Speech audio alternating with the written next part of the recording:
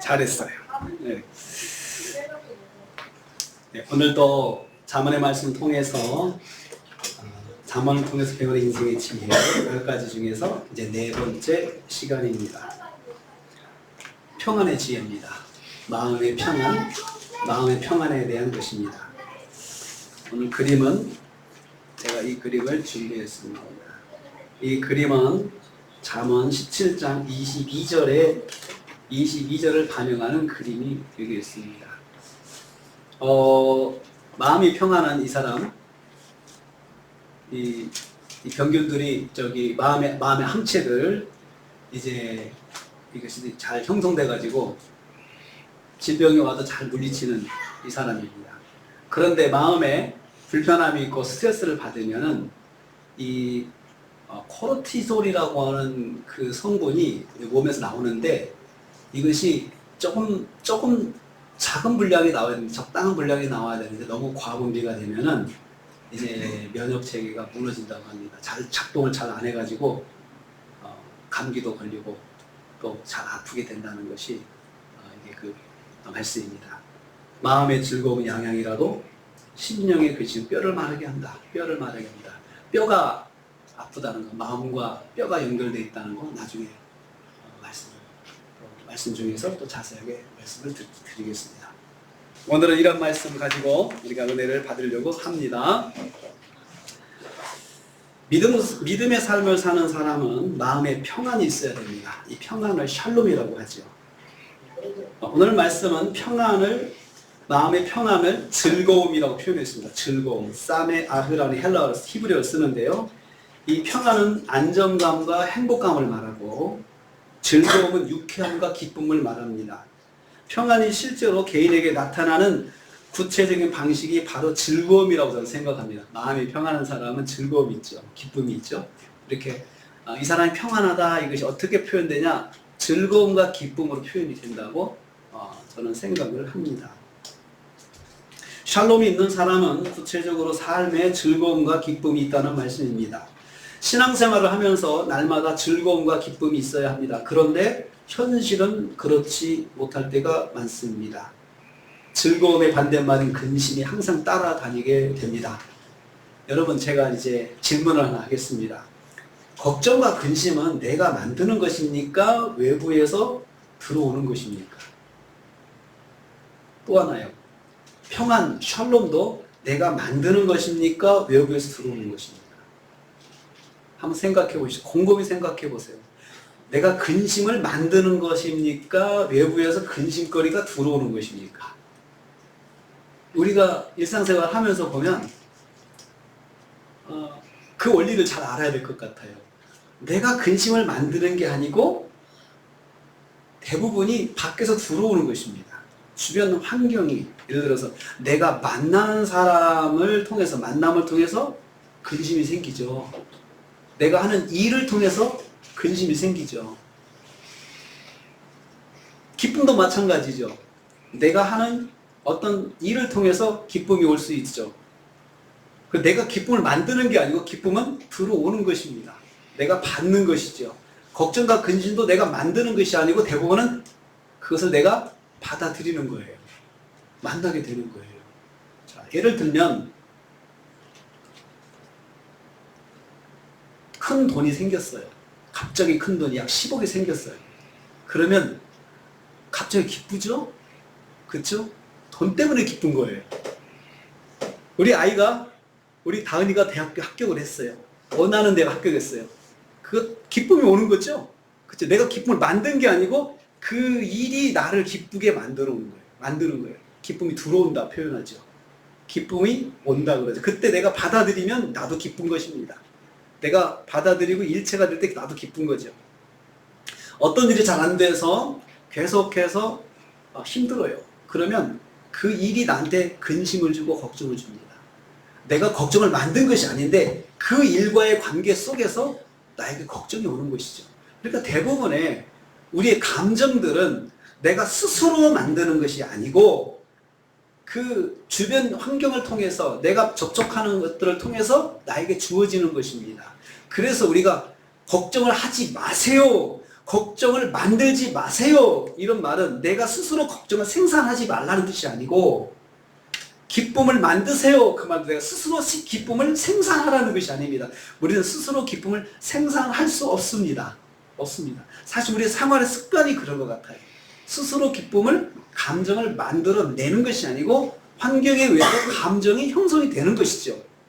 이것이 성경에도 그렇게 표현되고 있습니다. 성경에도 그대로 표현되어 있어요. 그것을 우리가 보겠습니다.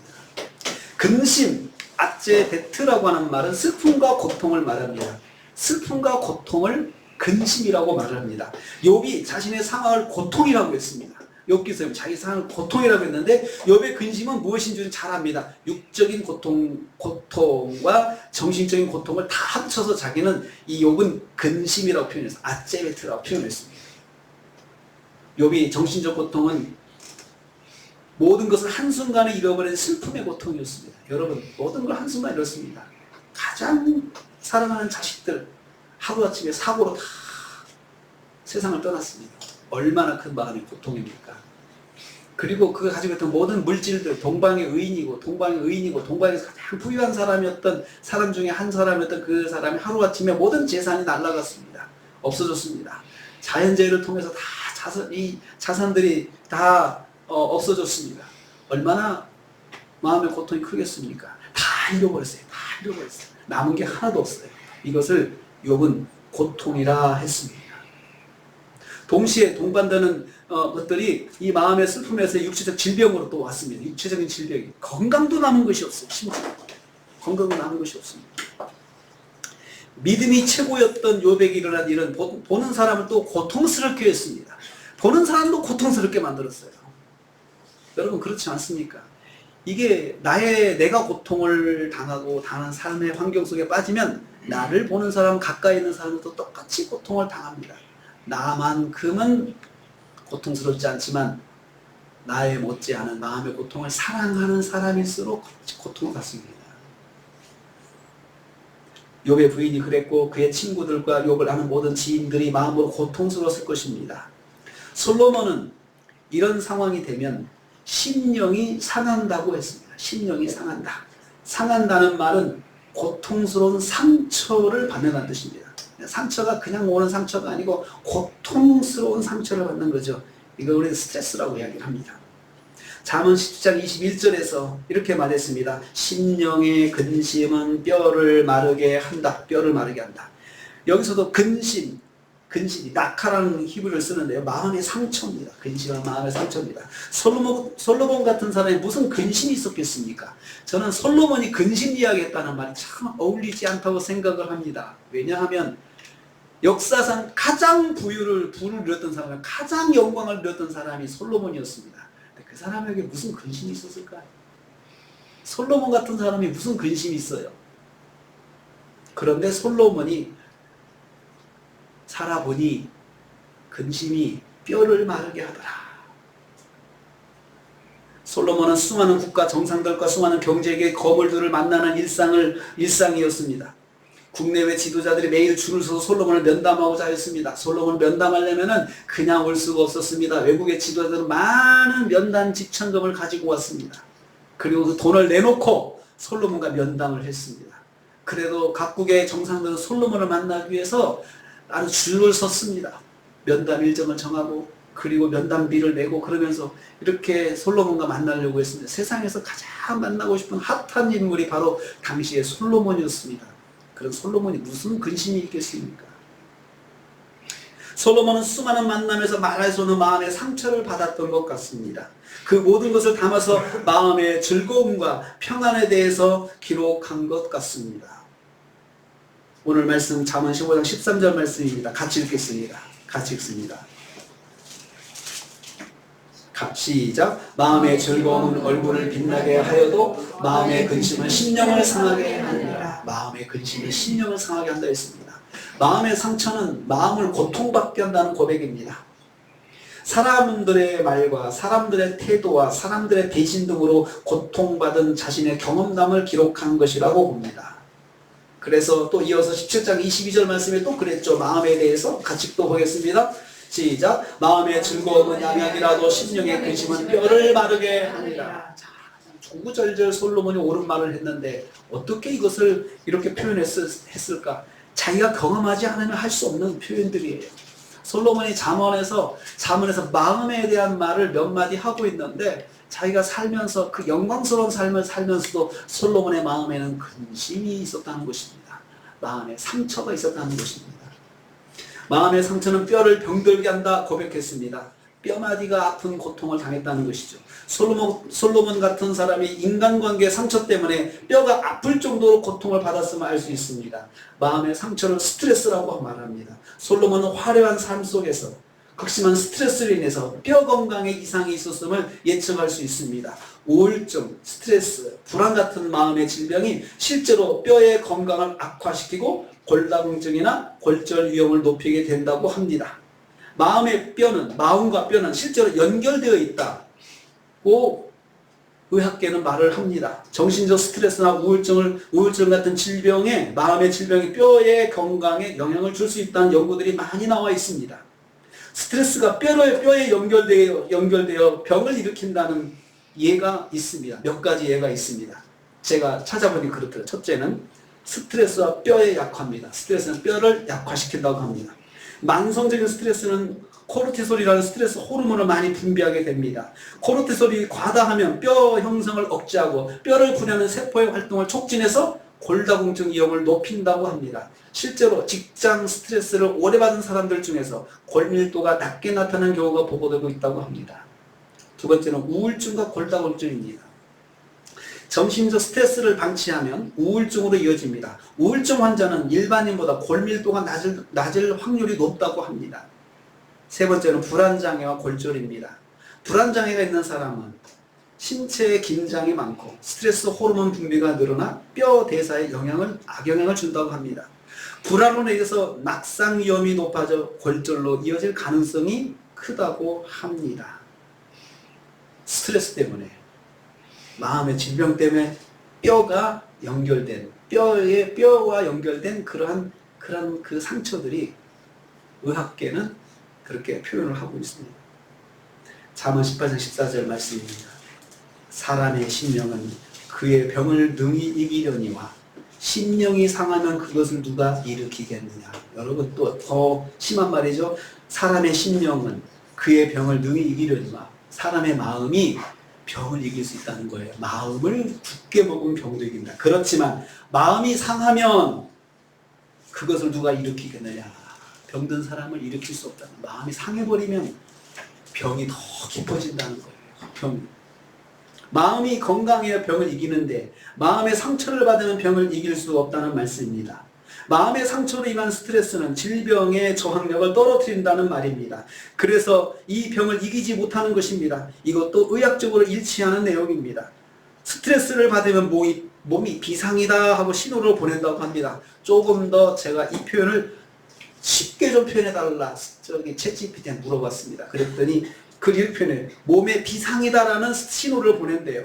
그러면 몸에서 코르티솔이라는 물질이 많이 나온다고 합니다. 많이 나온대. 코르티솔은 원래 조금 필요하지만 너무 많이 오래 나오면 몸의 백혈구와 면역세포가 힘을 못 내게 된다고 합니다. 그래서 이것을 군대와 경찰이라고 말하더라고요. 몸속에 우리 군대와 경찰이 있는데 코르티솔이 너무 많이 분비되면 군대와 경찰이 힘을 발휘하지 못한대요.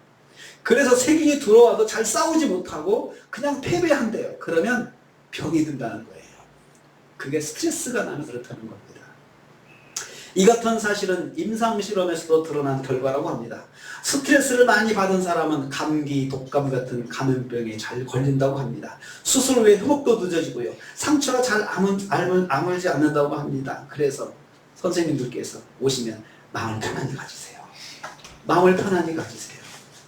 믿고 편안히 가지세요. 스트레스 받지 말라는 것입니다. 암 환자에게서는 종양 억제 면역이 약화될 수 있다고 합니다. 심리적 스트레스가 많으면 백신 접종 효과도 낮게 나타난다는 연구 결과가 있습니다. 이것을 솔로몬이 다 경험한 것 같아요. 아마도 솔로몬은 감기 몸살에 자주 아팠을 것이라 생각을 합니다. 솔로몬은 스트레스를 많이 받으니까 자주 몸살에 걸려서 아프지 않았을까라는 생각을 하게 됩니다. 그래서 이 말씀을 한 것이라고 상상할 수 있습니다. 사람의 심령은 그의 병을 느끼려니와 심령이 상하면 그것을 누가 일으키겠느냐. 솔로몬의 경험담이라고 생각을 합니다. 자기가 스트레스를 워낙 많이 받으니까 맨날 아픈 겁니다. 몸살에, 감기에 그냥 병을 달고 살았던 것 같아요. 역사상 가장 큰 부귀영화를 누렸던 솔로몬도 마음의 상처로 병이 나고 고통을 받았음을 알 수 있습니다. 마음의 상처는 사람과 만나며 사는 사람 누구에게나 일어날 수 있는 일상적인 사건임을 알 수 있습니다. 여러분, 마음의 스트레스는 사람을 만나는 삶을 사는 사람들에게 다 일어날 수 있는 일입니다. 솔로몬은 사람이 어떤 문제에서 마음의 상처를 받고 마음의 평안이 사라지는지 잠언에서 기록하고 있습니다. 첫 번째는 그렇게 말했지, 인간관계라고 저는 예상했습니다. 인간관계, 수많은 사람을 만나는 그 속에서 솔로몬이 무슨 그런 병을 가질 수 있었을까? 관계 속에서는 스트레스라고 첫째 생각했습니다. 그리고 계속해서 봅니다. 여러분, 잠언 3장 29절에서 보면은 솔로몬이 이럴 때 평안이 사라지더라, 마음이 아프더라, 그렇게 고백합니다. 잠언 3장 29절 말씀 같이 읽습니다. 시작. 네 이웃이 네 곁에서 평안히 살게. 다시요. 잠언 3장 29절 말씀 네 시작. 내 이웃이 곁에서 평안히 살게 그를 해하려고 꾀하지 말며. 자, 이웃관계 속에 있으면은 누군가가 해하려고 하는 사람이 있다는 거예요. 나한테 해를 끼치는 사람이 있다는 거죠. 손해를 끼치는 사람이 있다는 거죠. 그러니까 첫 번째로 평안을 잃어버릴 수 있는 그 삶의 내용, 첫째는 이웃과의 관계, 이웃과의 관계에서 마음의 평안이 사라질 수 있다는 것이죠. 이웃과의 관계에서 뭐 다툼이 생긴다든지 경제적인 어떤 이해관계가 생긴다든지 여러 이해관계 속에서 갈등이 생기면 마음의 평안이 사라진다는 것입니다. 심지어 어떤 사람은 나를 아주 해하려고 작정하고 달라드는 사람도 있다 이거죠. 이러면 정말 뼈가 아플 정도로 고통을 당하게 되는 거죠. 또 잠언 10장 9절 말씀 보세요. 잠언 10장 9절 말씀. 10장 9절 말씀.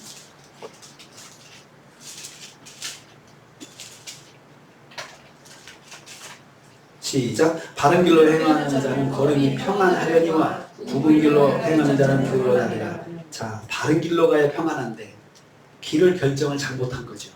그러니까 바르지 못한 길을 가다가 평안이 사라질 수 있습니다. 내 실수죠.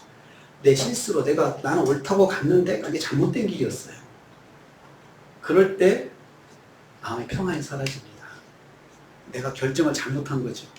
결정을 잘못해서 가다 보니까 잘못됐어. 그러면 평안이 사라집니다. 이럴 때 사람의 마음이 아픕니다. 그 다음에 잠언 11장 5절 말씀입니다. 잠언 11장 5절 말씀.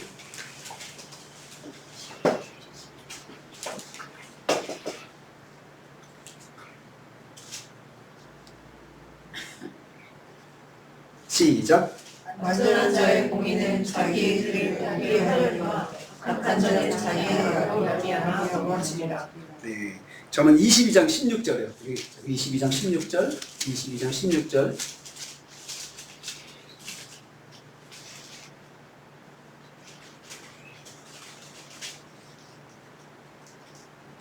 또 있습니다. 시작. 이익을 얻으려고 가난한 자를 확인하는 자와 부자에게 있는 자는 가난해질 뿐이니라. 아멘, 아멘. 자, 여러분, 이 말씀은 이 경제적인 문제로 인해서 사람이 고통을 받을 수 있다는 거죠. 심지어 여러분, 솔로몬이 이 잠언에서 확실하게 말하는 게 하나 있어요. 제가 표현을 못했는데요. 보증입니다. 보증을 써서 경제적인 문제 가운데 빠지는 걸 솔로몬이 경계하고 있어요. 그래서 보증을 쓰지 말라고 이야기를 합니다. 친구를 위해서도 보증을 쓰지 말라고 그래요. 그러니까 보증관계, 경제적인 타인을 위해서 경제적인 보증을 쓰는 것을 위해서 여기에 경제적인 손해를 입게 되면 마음의 고통을 받게 된다는 실제적인 문제죠. 실제적인 문제입니다. 그래서 그 남의 빚에 보증을 쓰는 문제, 그것을 경제적인 어려움에 빠졌을 때, 그리고 경제적인 손실을 받았을 때 우리가 고통을 당한다라고 그렇게 말을 하고 평안이 사라지게 되는 것입니다. 그리고 넷째요. 잠언 11장 14절 말씀.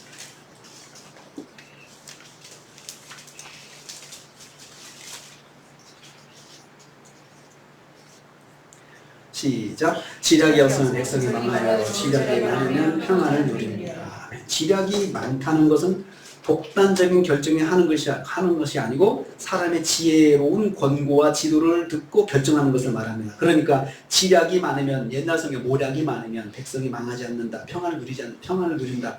함께 결정하는 것이죠. 어떤 일을 독단적으로 결정해서 지혜롭지 못한 결정을 해가지고 평안이 사라질 수 있다는 거예요. 이게 솔로몬이 경험한 것입니다. 자기 일생에서 지혜롭게 결정, 혼자 독단적으로 결정하다가 사람들의 지혜를 듣지 않고 어떤 일을 혼자 결정하다가 그 때문에 평안을 잃게 된 일들을 솔로몬이 거기서 말을 하고 있습니다. 다섯 번째요.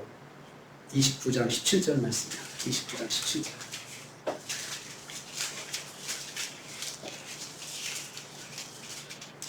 (29장 17절) 말씀 같이 읽습니다. 시작. 내 자식을 징계하라. 그리하면 그가 너를 평안하게 하겠고 또 내 마음에 기쁨을 주리라. 평안과 기쁨이 자식 문제에서 나온다는 거죠. 그러니까 자식 문제로 평안이 사라질 수 있다. 부모에게 있어서 자식 문제는 평안의 키맨 역할이에요. 리트머스, 그 평안의 지렛대 역할이에요. 자식이 넘어지면 부모도 마음이 넘어집니다. 자식이 아프면 부모도 마음이 아픕니다. 같이 아픕니다. 자식 문제로 평안이 사라질 수 있습니다. 특별히 자식을 징계 없이 양육하는 것에 대해서 경고하고 있습니다. 자식이 바른 길로 가지 못하고 바르게 성장하지 못할 때 부모의 마음에 병이 생기게 되는 것입니다. 신앙생활은 마음의 즐거움을 누리는 삶을 사는 것입니다. 하지만 우리의 일상이 항상 마음의 근심에 노출되어 있습니다. 그런 문제 5가지 문제, 솔로몬이 그런 이야기 했잖아요. 그것들이 보통 우리에게 근심을 주는 그러한 요인들인데, 살다 보면 여러분, 내가 완벽하게 그러한 것에 빠지지 않고 살 수 있습니까? 그렇게 할 수가 없어요. 그래서 근심이 늘 노출되어 있습니다. 그런데 우리는 믿음 생활을 해요. 믿음 생활 하는데 근심이 항상 우리 주변에 근심을 안겨주는, 제가 처음에 말씀드렸습니다. 근심은 내가 만드는 게 아니고 주변에서 근심이 들어오는 거라고 했습니다. 근심을 내가 받아들이는 거죠. 근심을 만나는 거죠. 그래서 근심에 빠지는 것입니다.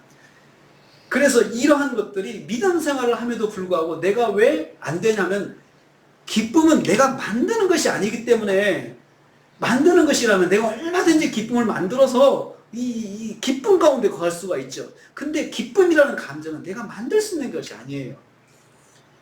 마치 걱정과 근심이 내가 만들어서 걱정을 하는 것이 아니고, 내가 걱정, 근심을 안 하려고 해도 주변에서 아까 솔로몬이 말한 그런 요인들로 인해서 나에게 들어올 때가 많기 때문에 우리가 어떻게 할 수가 없는 것입니다.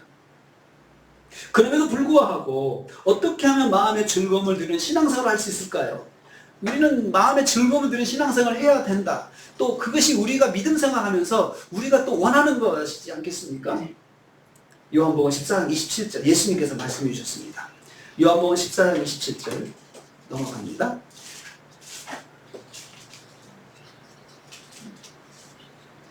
요한복음 14장 27절 시작. 평안을 너희에게 끼치노니 곧 나의 평안을 너희에게 주노라. 내가 너희에게 주는 것은 세상이 주는 것과 같지 아니하니라.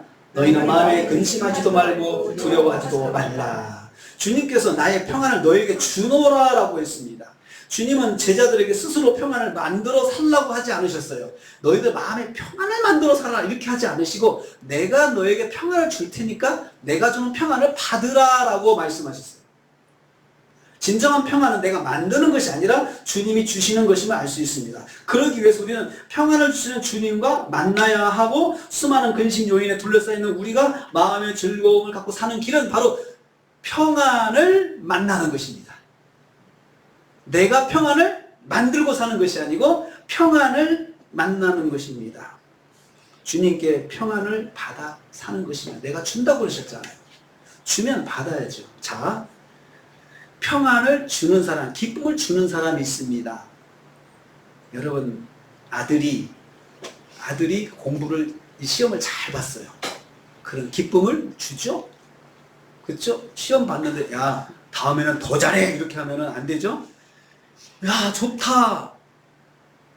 내가 기쁨을 만든 것이 아니고 아들이 시험을 잘 본 것이 나를 기쁨을 만들어줬잖아요. 기쁨을 안겨줬다 그랬잖아요. 그래서 아들을 만나니까 기쁘다.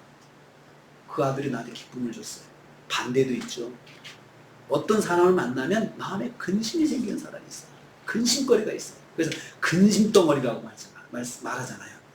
그 사람이 나한테 아무 말도 안 했는데 그냥 보면 내가 근심을 받아요. 걱정이 와요.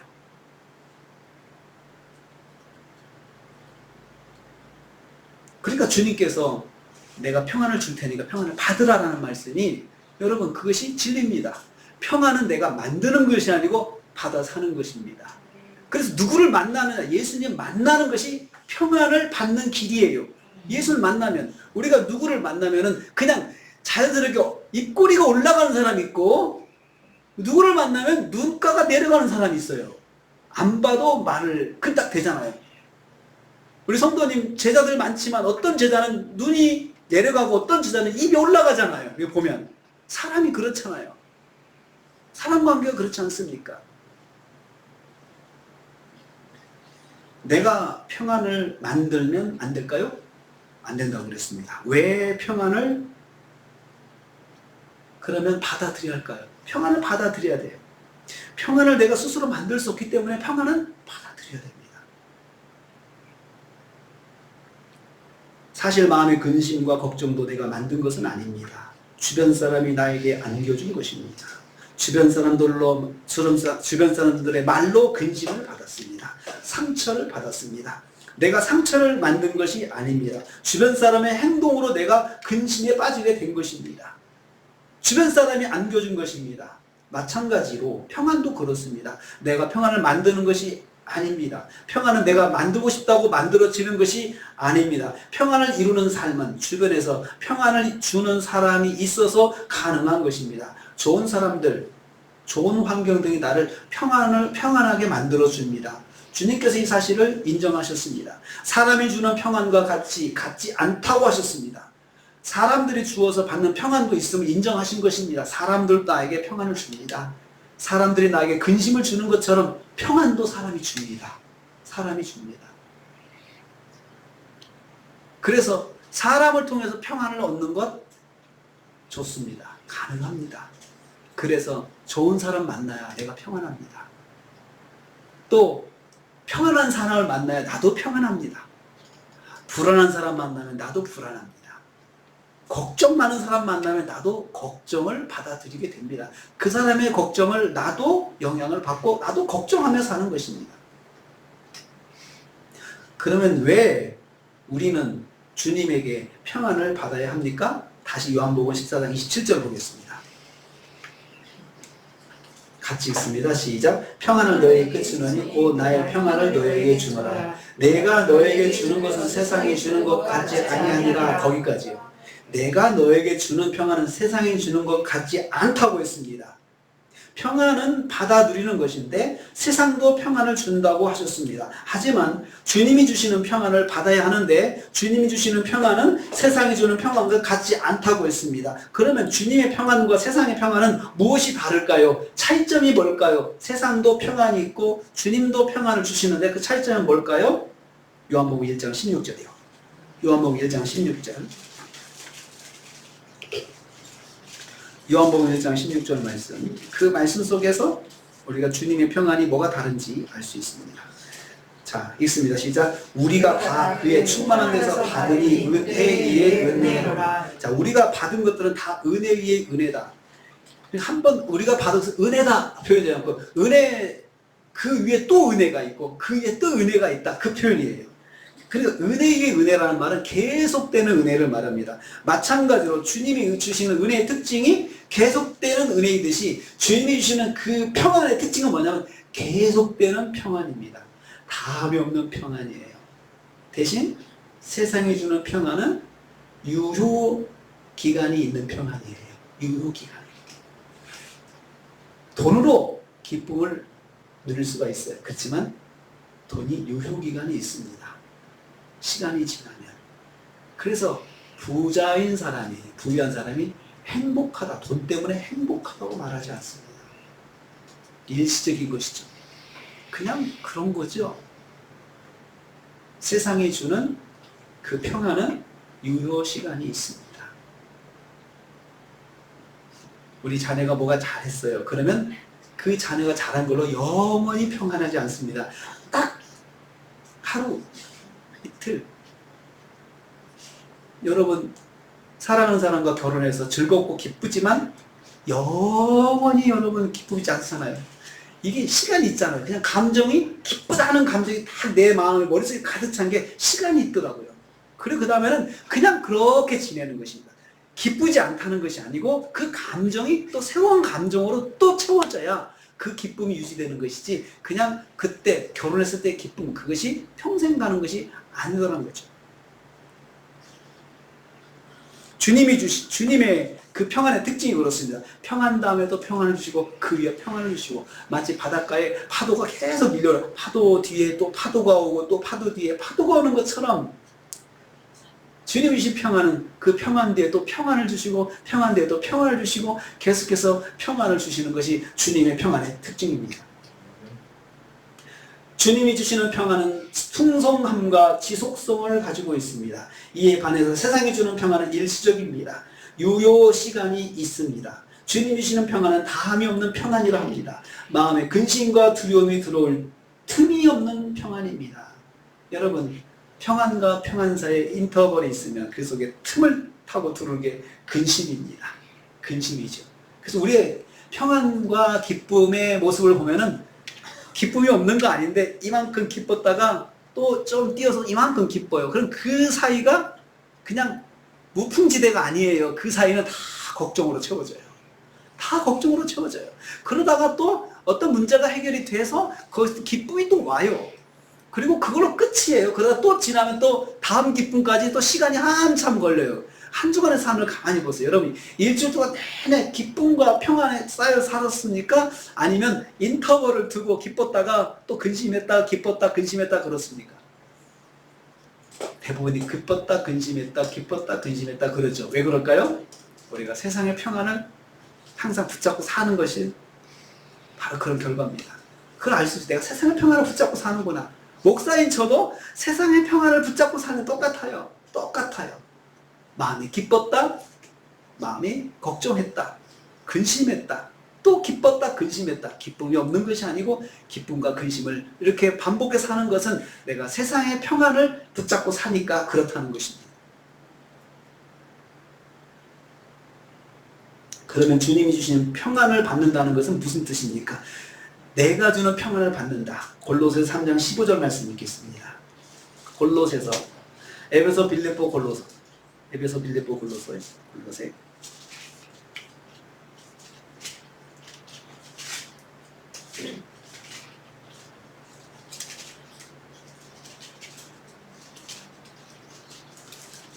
에베소, 빌립보, 골로새 3장 15절 같이 읽습니다. 그리스도의 평강이 너희 마음을 주장하게 하라. 너희는 평강을 위하여 한 몸으로 부르심을 받았나니 너희는 또한 감사하는 자가 되라. 그리스도의 평강이 너희 마음을 주장하게 하라. 무슨 뜻입니까?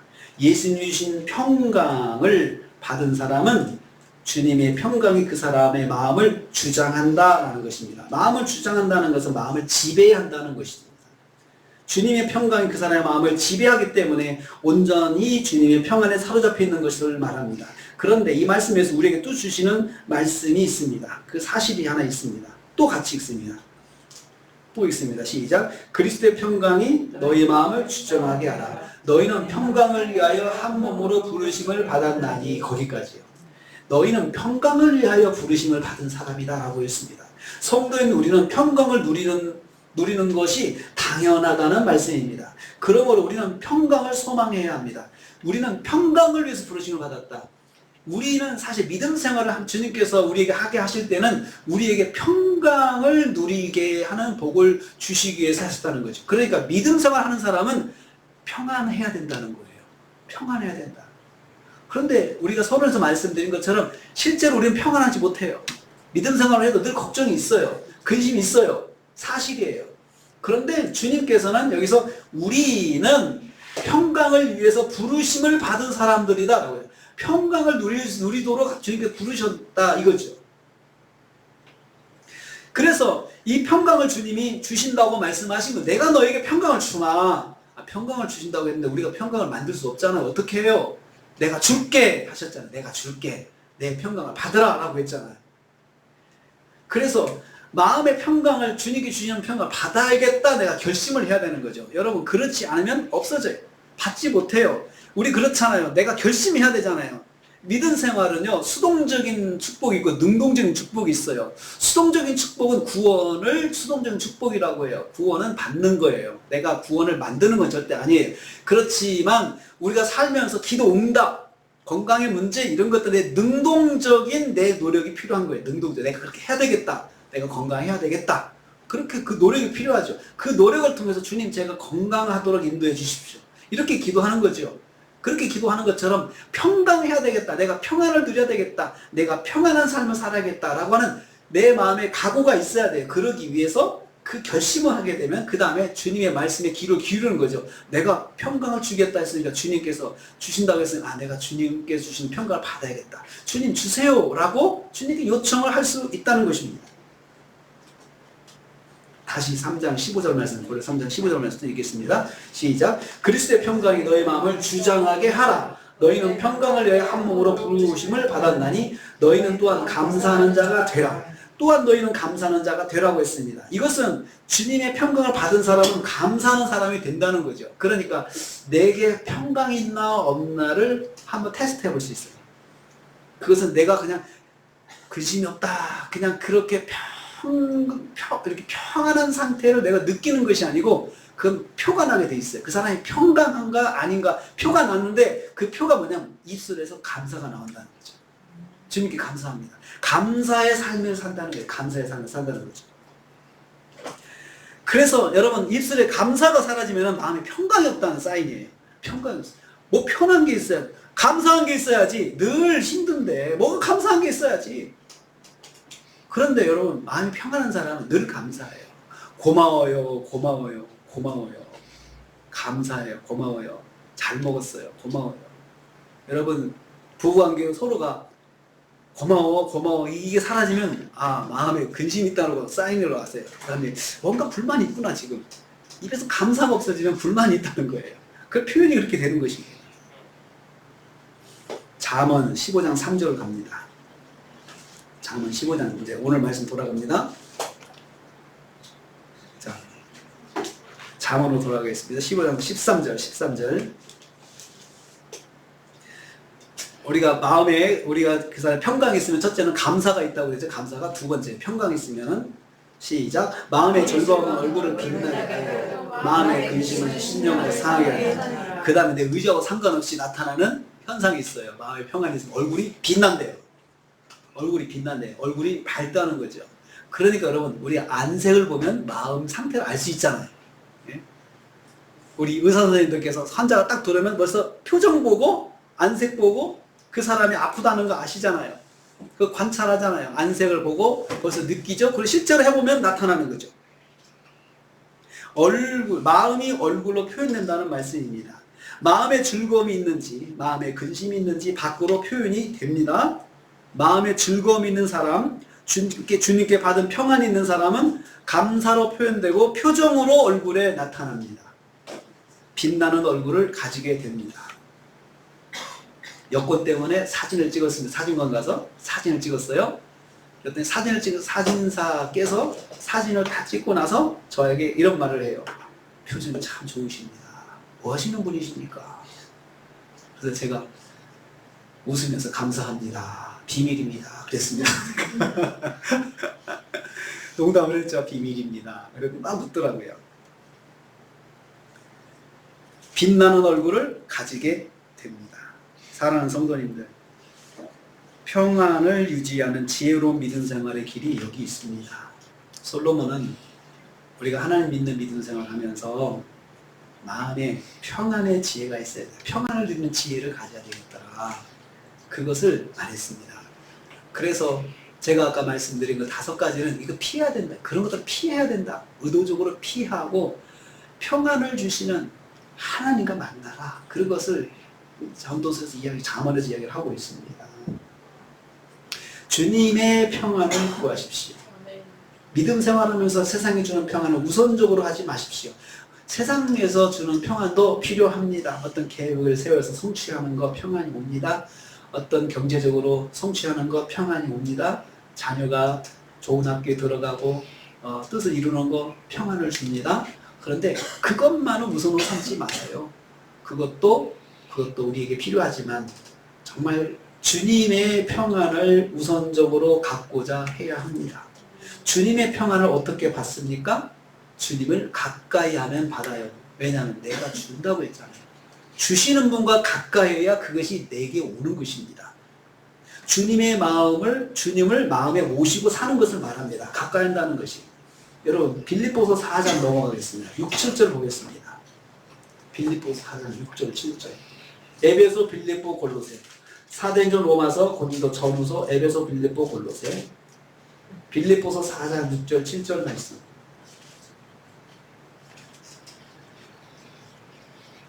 같이 있습니다. 시작. 아무것도 염려하지 말고 다만 모든 일에 기도와 간구로 너희 구할 것을 감사함으로 하나님께 아뢰라. 그리하면 모든 지각에 뛰어난 하나님의 평강이 그리스도 예수 안에서 너희 마음과 생각을 지키시리라.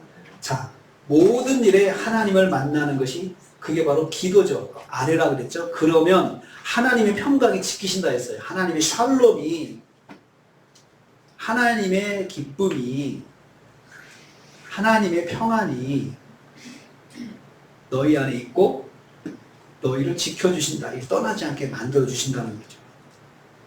하나님의 평강으로 지배받는다는 거죠. 하나님 만난다는 것이, 다시 말하면 하나님의 평강 온전히 주장한다는 것이 바로 그 뜻입니다. 모든 일을 기도한다는 것, 모든 일에 먼저 하나님과 기도로 상의하는 것입니다. 주님 어떻게 할까요? 주님 이거 답을 사는 거예요. 주님 어떻게 할까요? 모든 일을 주님을 찾아 만나서 기도하는 성도에게 주님의 평안으로 가득하게 되어 마음의 평안과 기쁨이 가득하게 될 것입니다. 그것이 비결입니다. 어떻게 하면 평안을 누리고 살까? 주님을 만나는 것입니다. 그것은 기도하는 것입니다. 모든 일에 기도하는 거죠. 어떻게 할까요? 어떻게 할까요? 모든 일을 기도해 하나님의 평강, 주님의 평강으로 마음의 기쁨을 누리게 되는 것입니다. 평강은 내가 만드는 것이 아니고 평강을 주시는 분과 만나야 되는 것입니다. 기쁨도 그렇듯이 여러분, 고통과 슬픔도 그것을 내가 만드는 것이 아니고 주변에서 오는 거잖아요. 주변에서 오는 거잖아요. 스트레스가 마찬가지예요. 스트레스는 내가 만드는 것이 아니고 주변에서 들어와서 내가 스트레스를 소유하는 것이죠. 신앙생활에서 주님의 평안을 누리는 지혜는 기도입니다. 기도. 모든 일에 기도하는 것입니다. 그러면 주님의 그 평안, 다함이 없는 평안, 평안 위에 평안이 계속해서 우리를 주장하게 되고, 그러면 그 빈틈이 없어서 걱정과 근심이 들어갈 틈이 없는 것입니다. 다시 한번 이 사진을 보겠습니다.